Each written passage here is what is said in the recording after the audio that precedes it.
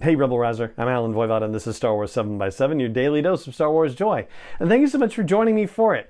So last weekend there was an event at Walt Disney World in Florida, the Destination D23 event. So this is not the giant D23 expo that takes place every couple of years, but they did announce that that giant expo is going to happen in 2024. It's going to be in August at the Anaheim Convention Center. So now basically they're going to have it sort of on a pattern where we had Celebration in 23 and then D23 in 24 and then Celebration's going to happen in 25. Like, you get how that's going to go.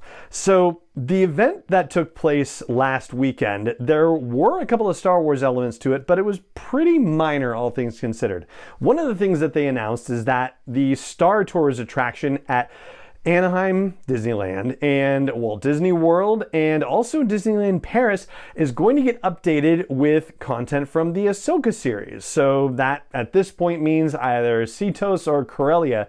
Basically, those would seem to be the main options for having an adventure that goes to a planet and within a situation that's relevant to the Ahsoka series, unless it's going to have something to do with wherever we're going the rest of the season. Following the pathway to Peridea, for example. Yeah, that would be crazy. So that was the big Star Wars announcement that took place at D23. As far as merchandise goes, they had a whole bunch of exclusive merchandise, and we look at that stuff to see if there's any descriptions talking about characters or story points or anything like that, and there wasn't, unfortunately, so that's that.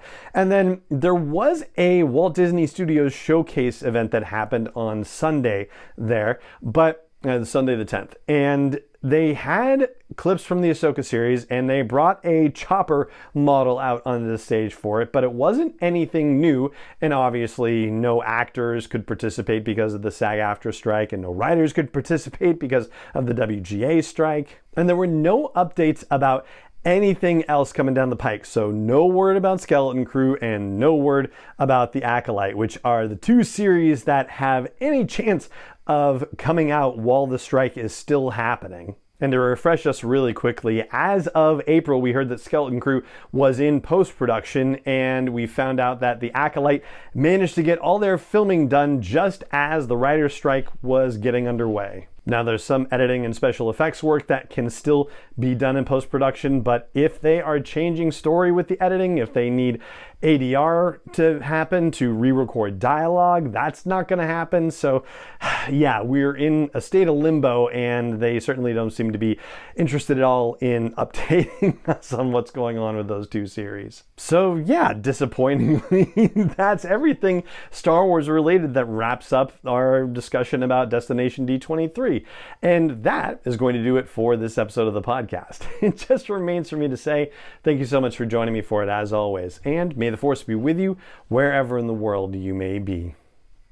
Star Wars 7x7 is not endorsed or sponsored yet by Lucasfilm Limited, Disney, or 20th Century Fox, and is intended for entertainment and information purposes only. Star Wars, the Star Wars logo, all names and pictures of Star Wars characters, vehicles, and any other Star Wars related items are registered trademarks and/or copyrights of Lucasfilm Limited or their respective trademark and copyright holders. May the Force be with them. All original content is copyright by Star Wars 7x7. We hope you love it.